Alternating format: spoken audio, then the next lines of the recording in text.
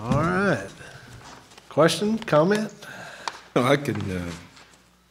I just thought last week was a good week for us. Came at a really good time as a coach and assistant coach. I can't remember ever being a part of 2 bye weeks during the season, and I got to admit, at the beginning of the year, I wasn't real thrilled about it.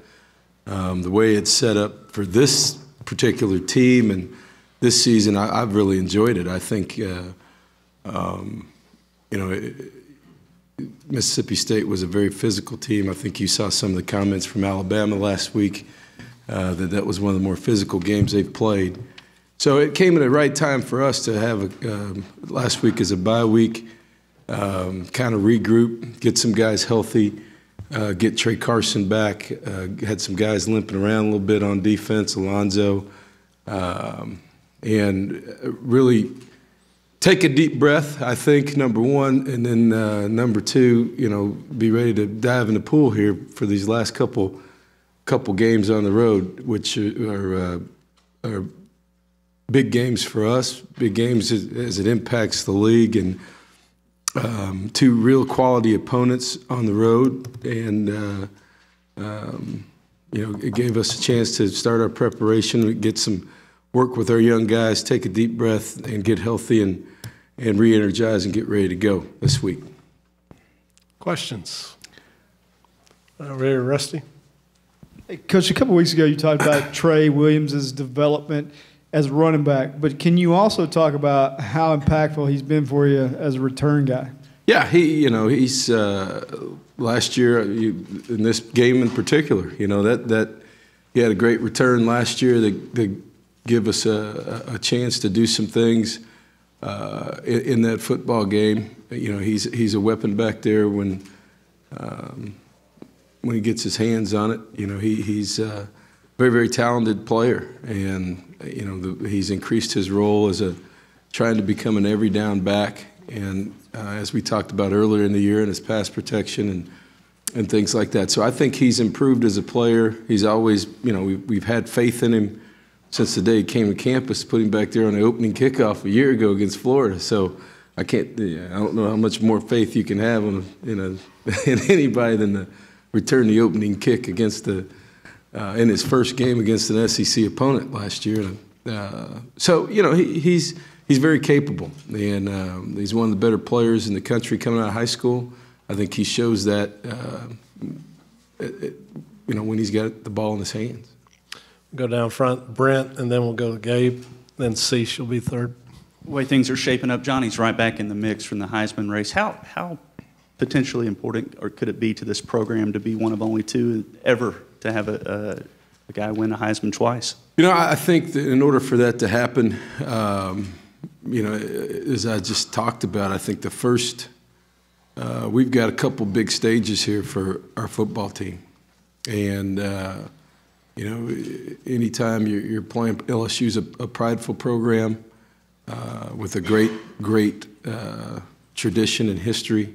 To go over there and play and to be successful there, we're going to have to play well as a team, and he's going to have to play well. And same thing the following week with Missouri, which will have implications for our league and probably who represents the East. So performances by our complete team and by him to close out the season are going to have a lot to say about awards for all kinds of folks, awards for and where we're going to be in the bowl conversation. We know that, and we've got to handle that one at a time. But everybody understands where we are, and we're going to have to play well against both these teams, and we're going to have to play well this week to go to Tiger Stadium and win. And I think that's what do they say? That's where teams' dreams go to die, or something like that. Isn't that where it goes? So.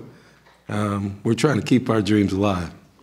All right, we'll go far right, Gabe, and then Cease. Coach, how big of a role do you feel just special teams in general could play in this football game? It's going to be huge. It's going to be huge. I think, Odell Beckham Jr. has gotten loose on just about everybody.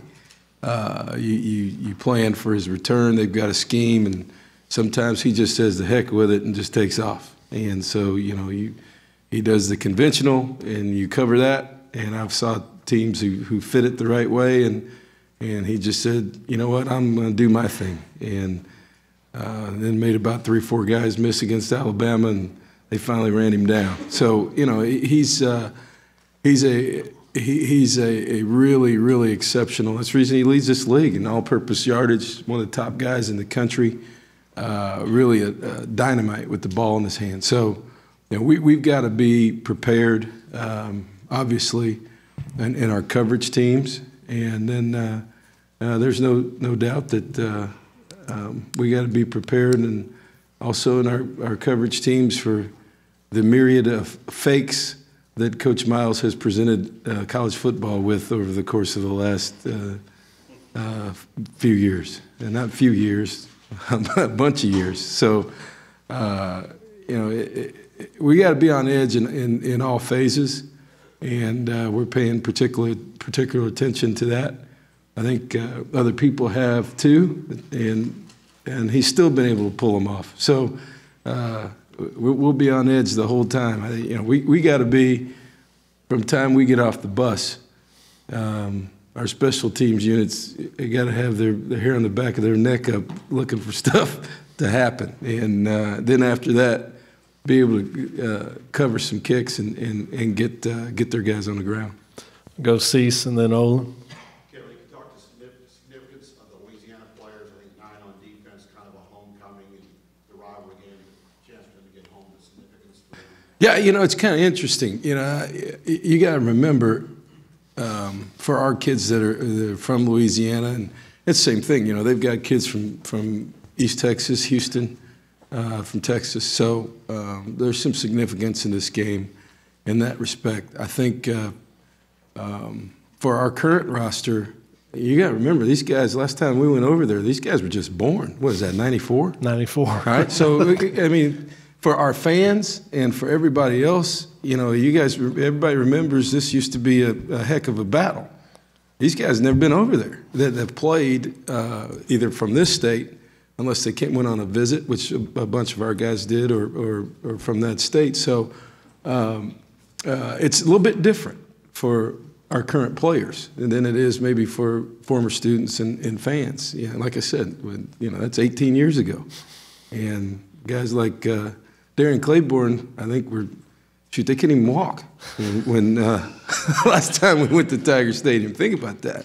So it'll be a big deal for us. It's our guys are excited about it, to go in a venue like that, and in 2 top 20 teams. And I think, again, a 2:30 game represents the significance of this of the game, and looking forward to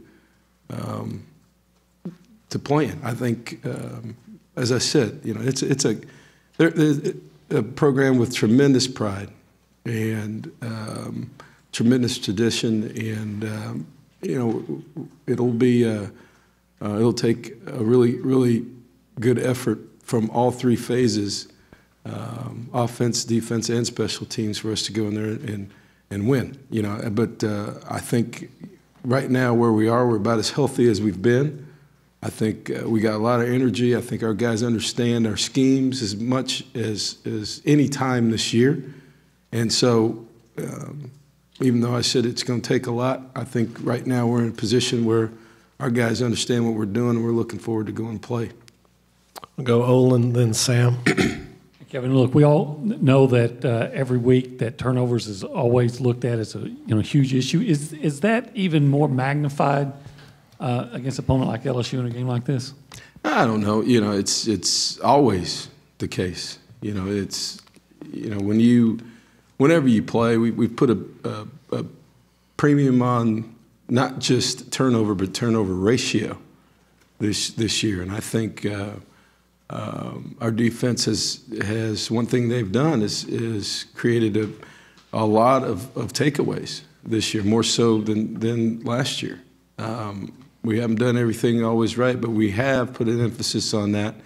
We're plus, I don't know what the stat is right now, in turnover margin, which is better than we were last year. And I think we're second in the league in interceptions. We've given up big plays, but we have been able to turn the ball, get the ball back for us on offense. So, you know, turnover margin to me is a big deal. And just like offensively, whatever you give up on defense, your job is to score one more point than your opponent. You win the game, we talk about turnover margin. And there are going to be games where we want to have 0 turnovers, and if we get 1, then we win the turnover. If we have 2 or 3, then we need to get 4 or 5. And so I think our team understands that, and we've done a pretty good job of that this year. Down front, Sam, then we'll go to Kate. When you look back at your matchup last year and the success they had in defending Johnny, how much of that was his inexperience at that point in his career and their scheme and talent that they have on defense? I think. And what can you take away from it? I'll be honest with you. There's 2 different football teams on the field this year. So they lost a bunch of guys, particularly edge players, defensively, and I think it goes without saying that offensively, schematically, we changed as the season went on after that football game. So last year's video is important, but not nearly as important as the last 7-8 weeks of video. Go down front here to Kate and then Zach. A two-parter, if I could, Coach. First of all, you talk with respect about Tiger Stadium. I'm trying to think of your career. Have you had a chance to coach against LSU in Tiger Stadium before? Have not. And then, Johnny, I know you get asked every week how he's improved from last year. I'm looking more at the aspect of Travis Labhart said he's a different leader, or more vocal leader than he was. And, after the Rice game, we talked about channeling his passion in a positive way, which appears to have been the case. Can you just talk about, has there been growth in those elements for Johnny? No, I don't know. I think it's just the natural growth of a player. When you're a freshman or when you're a first-year player, all you're trying to do is your job. And I don't care what position you're playing. Particularly at quarterback, when everything's coming at you and you got your hands on the ball every play. So it's hard to do your job as a first-year player and get somebody else to do their job and lead and communicate. So, that's just natural. Coming into this year, being more comfortable with our schemes, being more comfortable with defenses, and just being comfortable, he's gotten better with that and being able to talk to other guys and just about, what they should be doing and what happens during the game slows down for you the more you play. And that gives you the opportunity to communicate with other players. When you first start playing, everything's, like I said, you got enough to worry about.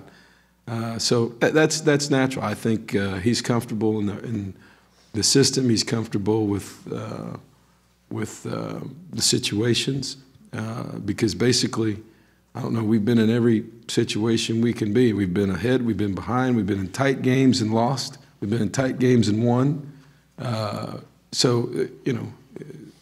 Winning drives, chances to win, didn't make it. So he's been through that. And the comfort level to play in that situation, I think that also makes it easier to be a leader, and he's handled that very well.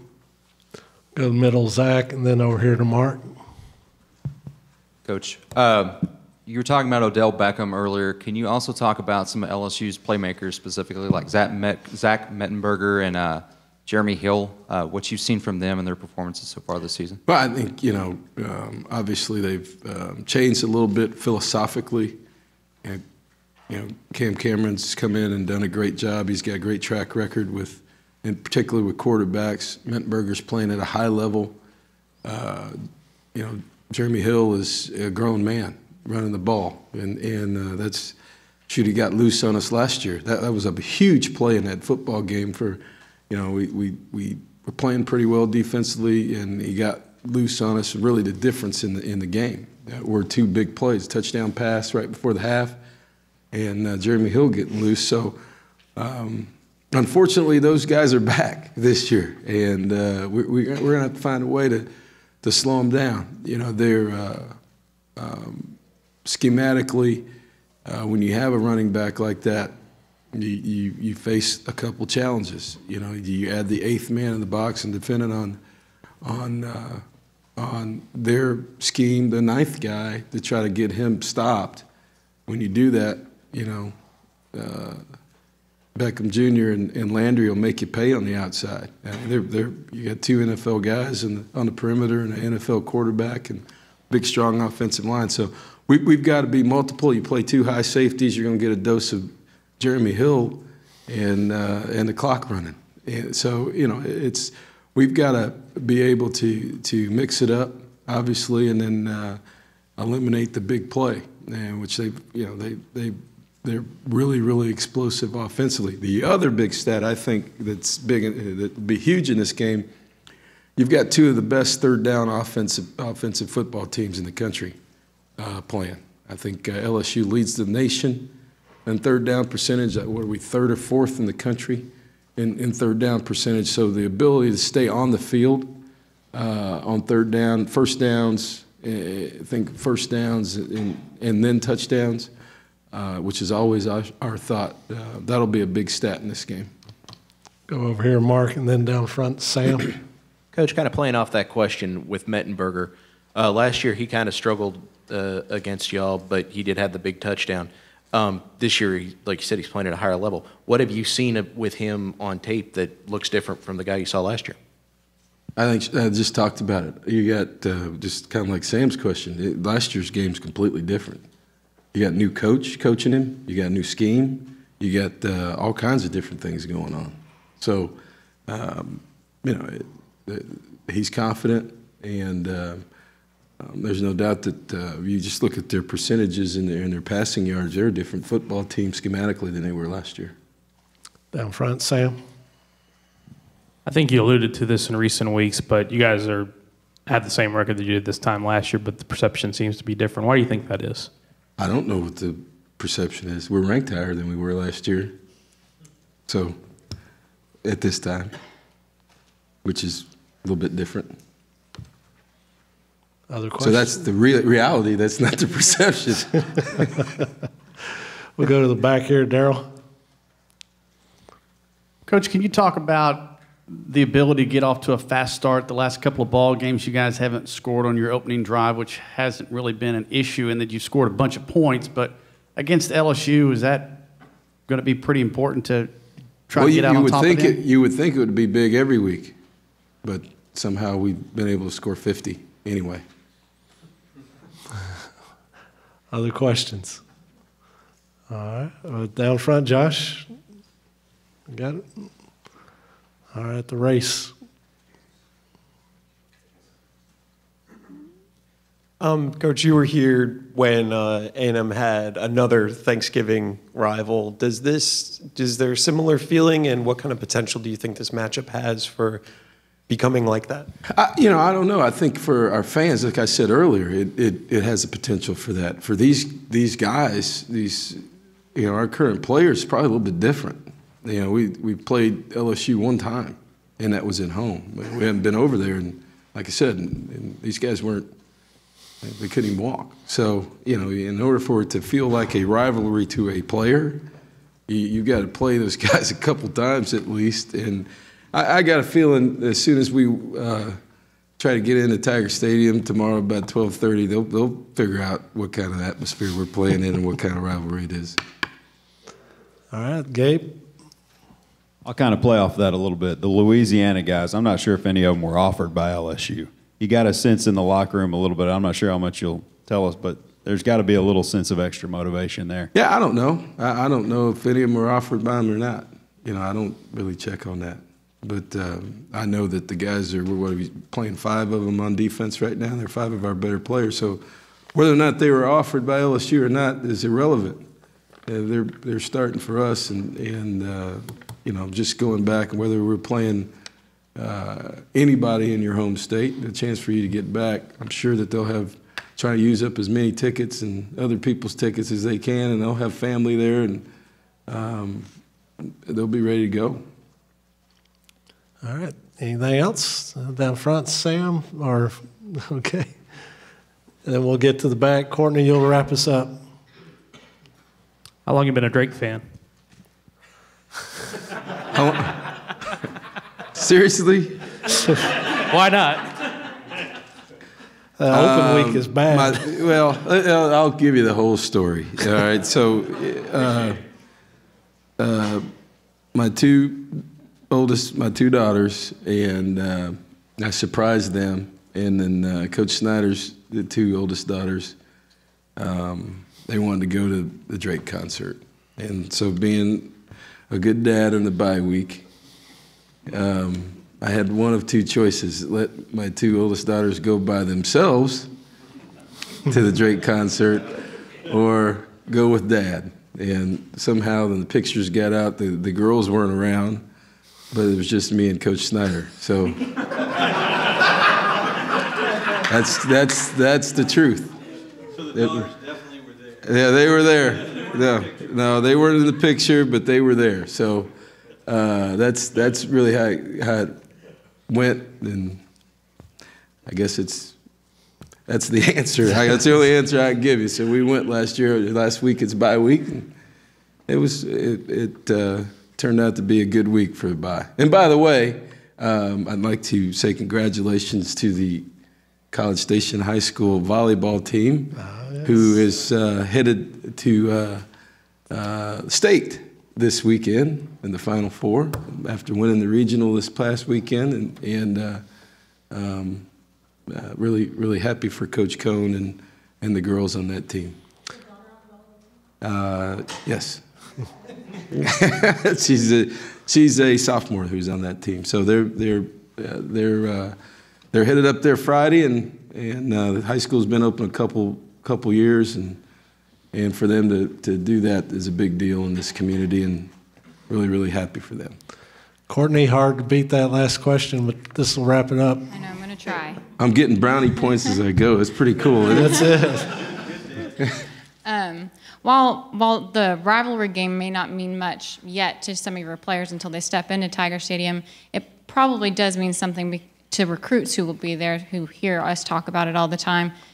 What does it mean as far as recruiting goes to go in there and have a good game?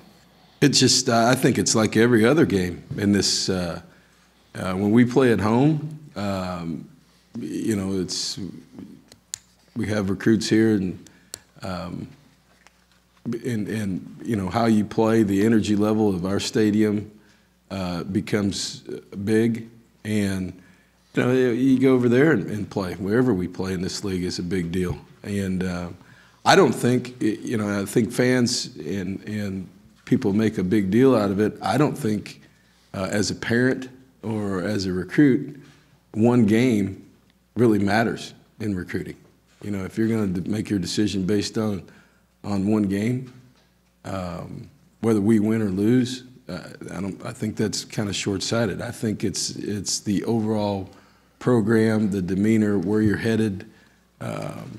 If that was the case, then when we win games, guys would just come here. When we lose games, they don't. We get guys committed after we win or lose, and I think it's.